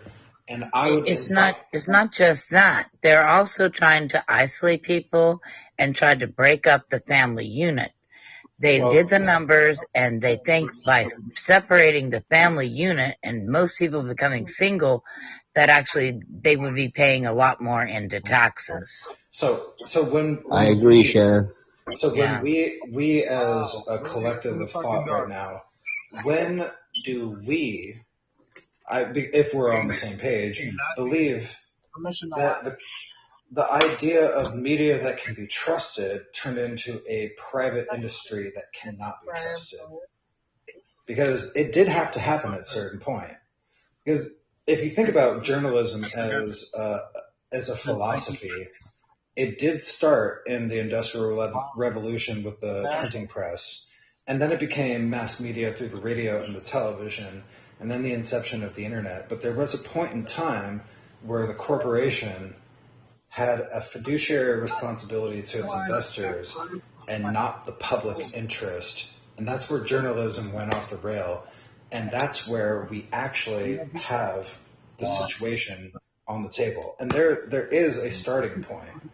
Now, I have my answer, but I don't want to lead the conversation because I invite you to think about, when do you think journalism lost its integrity?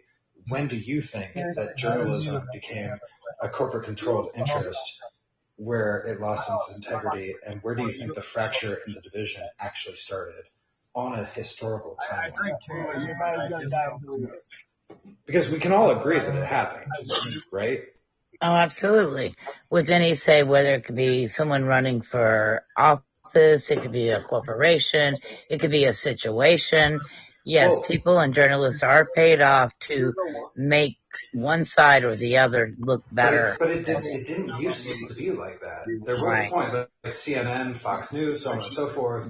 There was a time and a place, for instance, where record execs used to tell us the music that we listened to, and there was a time and a place where we trusted that ABC, CBC, and NBC were all going to report the same news. That the Washington Post, the New York Times, and the Chicago Tribune, and the LA Times were all going to report the same news. But there was a point in human history where our trust in journalism was broken when it became privatized. So I invite you all to think, when do you think your trust was broken? See, but the thing now is, if you do tell the truth and you don't succumb to paid fat cats, then you're labeled conspiracy theorist when you do tell the truth. Well, let's take it one step at a time. The question on the table for consideration for Crucible and Shannon, and Michael, if you want to weigh in on this, at what point in human history, what year did you lose faith in the media to tell you the truth? Yeah, you can probably point to any number of historical touch points if you wanted to go back to, when the media, if you want to say the media lied about JFK's assassination. I don't want to go back that far back, but why not? My timeline I invite you to tell your truth. So there's no wrong answer. I hope Michael's okay. Are you okay, Michael? Did you get abducted by these people in the basement? Michael might have Now it's turning into a party here now, and I'm still here. Well, Michael, we've got you in good faith. Crucible, you were saying that your first touch point was JFK. Yeah, that goes back a long way. But for me personally, I consume a lot of media. I always have. I used to read, 4, 5, 6 newspapers a day back when they were printing them and they weren't online. I just love the media and I love journalism. But I think for me, the proliferation of propaganda probably started around the late 90s, early 2000, when you had all these news organizations going online. You had them popping up everywhere. It wasn't just existing establishments like the New York Times or the Washington Post or any of the major publications across the country just simply getting websites and putting their stuff online. It went much further than that. You had news organizations that simply existed for the purposes of propaganda. You could put something online. We had something called the internet that was becoming very big, and you could put anything online, and because it was online, the internet, we were in our infancy, psychologically speaking, with regard to our belief in the internet. If it was on the internet back in the 90s, we took it as gospel. It took a while for us to realize the internet was filled with bullshit. So I think that was an opening for unreputable or disreputable, quote-unquote, news organizations to build a reputation, to stir the pot, to throw mud. They existed for that very purpose. They had no interest in pursuing actual news stories. They had the veneer of legitimate news organizations, but they were just looking to stir shit up. So that's where I would trace it to. Do I have an empirical timeline for that? No, but that's when I started to go, I smell a rat here. Okay. Shannon, when did you start to distrust the media? I would say around 12 to 15 years ago. And when all the fake news they've always kind of candy-coated the powers that be, certain stories and certain things that might hurt the market or might a huge scandal of some kind. But when it became mainstream, where they all jumped on the same bandwagon, I would say would probably be about 15 years ago. Okay. And I agree with both of you. And I want to validate both of you that I believe that the timeline that you're describing is correct. And I want to invite you to remember 15 years ago. So however old you are, take yourself back in time 15 years ago. Yeah. We're at 2022. So 15 years ago was 2007. oh my gosh, what were you doing in 2007? Because back in 2007, did you have a laptop? Probably not. You might have had a desktop. You might have.